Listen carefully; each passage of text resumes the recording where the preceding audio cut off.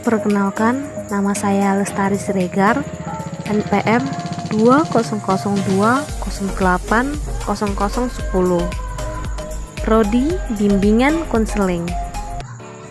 Kali ini kita akan membahas tentang narkoba atau biasa juga disebut dengan nafsa. Kok bisa ya? Bisa dong, karena bisa jadi sobat yang menonton video ini adalah calon pemimpin terbaik di negeri ini.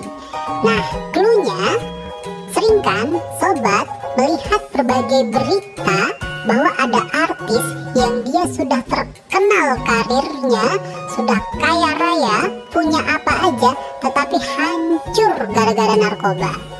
Nah, kalau di sekitar kita, sering kan sobat mendengar kata-kata seperti oplosan, kuningan, pil putihan, koteng, dan sebagainya.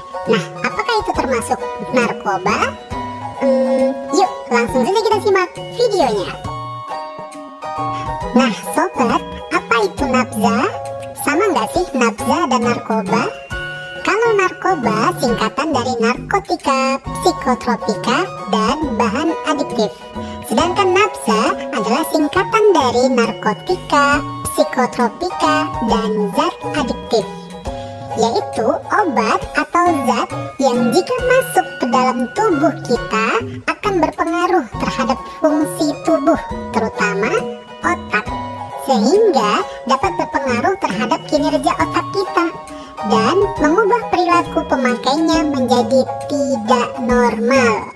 Makanya pecandu-pecandu nafsa atau narkoba itu sering banget ngehalu, ngomong sendiri, ketawa-ketawa sendiri, dan sebagainya.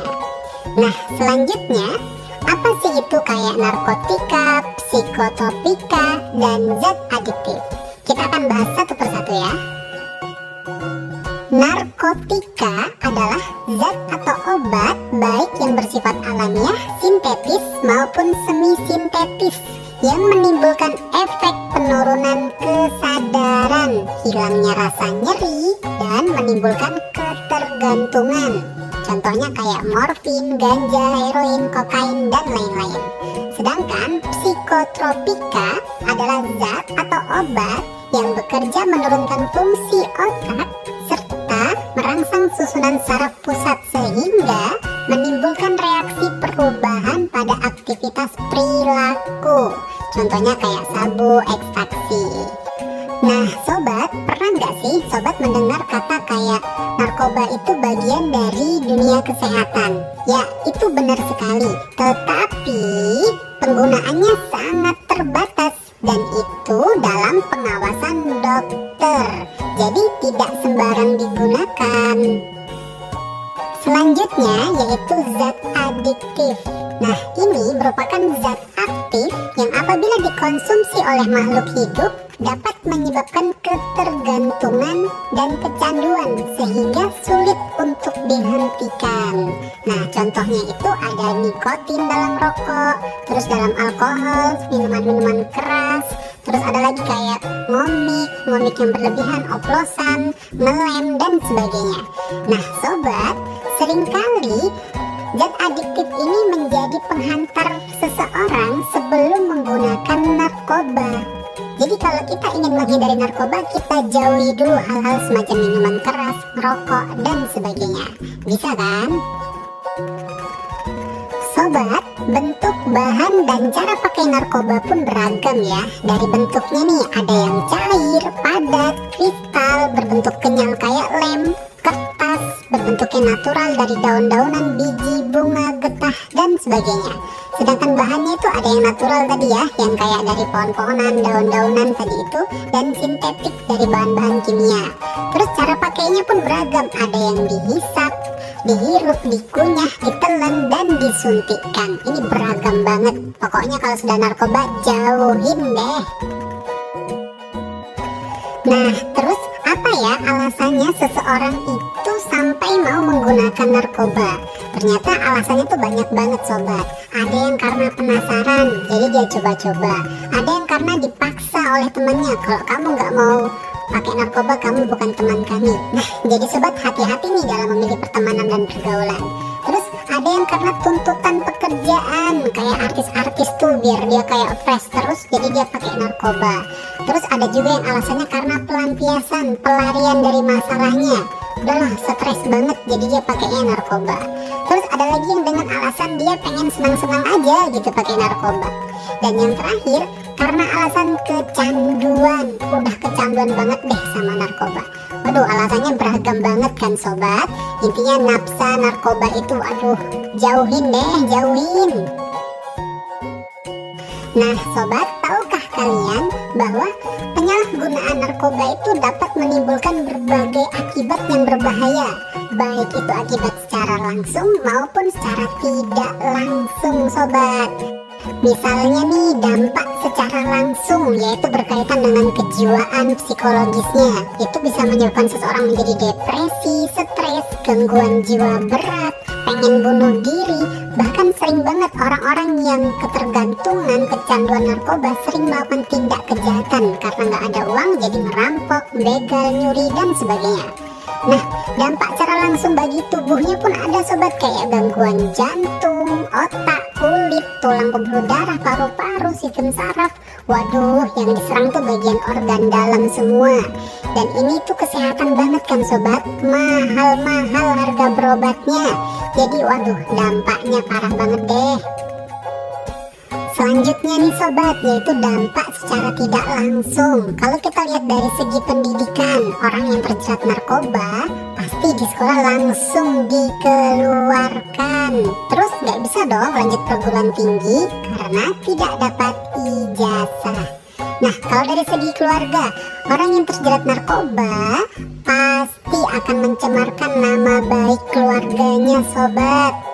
Terus kalau dari segi masyarakat, pasti bakal dikucilkan masyarakat, bakal dijauhi masyarakat, dan jadi omongan masyarakat kan sobat.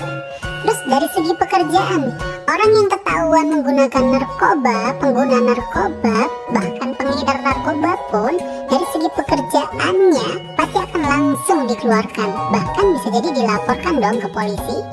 Terus yang kelima yaitu cita-cita kita nggak bakal tercapai. Kalau sobat pengen jadi TNI, pengen jadi polisi, pengen jadi dokter, pegawai negeri, pegawai pemerintah BUMN dan sebagainya, kan itu ada tuh syarat kayak SKCK. Harus buat itu dulu kan buat daftar. Nah, karena sobat menggunakan narkoba, jadi nggak bisa dong daftar di pekerjaan-pekerjaan tersebut. Terus cita-cita sobat nggak tergapai deh. Nah, yang terakhir yaitu kalau kita sebagai pengguna narkoba, bahayanya adalah dilaporkan dan dipenjara sobat. Sia-sia deh umur kita, hidupnya di penjara gitu. So, dari dampak ini mari kita pastikan diri kita terbebas dari narkoba. Jadilah generasi yang anti narkoba. Keren kan? Dan pembahasan terakhir, ayo kita lakukan 7 aksi positif agar kita terhindar dari penyalahgunaan narkoba. Yang pertama, ayo kita kenali kekuatan dan kelemahan kita agar menjadi pribadi yang kuat. Sobat, ayo deh luangkan waktumu, kenali dirimu, apa yang engkau suka, apa yang engkau tidak suka, dan sebagainya. Ini penting banget nih, karena bisa membuat pribadi kita menjadi kuat, tahan banting, mentalnya sehat, dan sebagainya. Yang kedua, ayo kita selektif dalam pergaulan. Kita cari teman-teman yang positif, pemikirannya positif, perilakunya positif, agar kita terbawa oleh arus-arus pertemanan yang positif juga.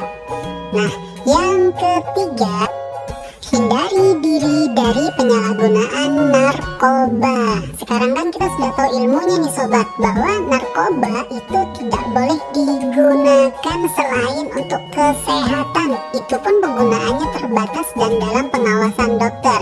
Jadi kalau ada orang yang mengajak, yang merayu-rayu untuk kita menggunakan narkoba, katakan say no to narkoba. Oke? Yang keempat, ayo kita bentengi diri dengan agama. Ingat Tuhan, ingat dosa, ingat ada malaikat yang setiap saat mencatat perbuatan kita.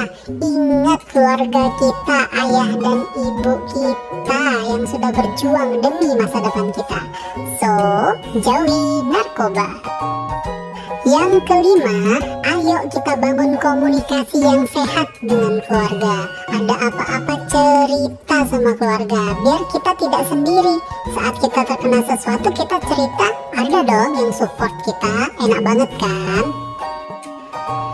Yang keenam, ayo kita kembangkan bakat secara positif. Paham banget dong sobat apa maksudnya? Dan yang terakhir yaitu berolahraga secara rutin. Sobat, mengisi waktu luang dengan cara berolahraga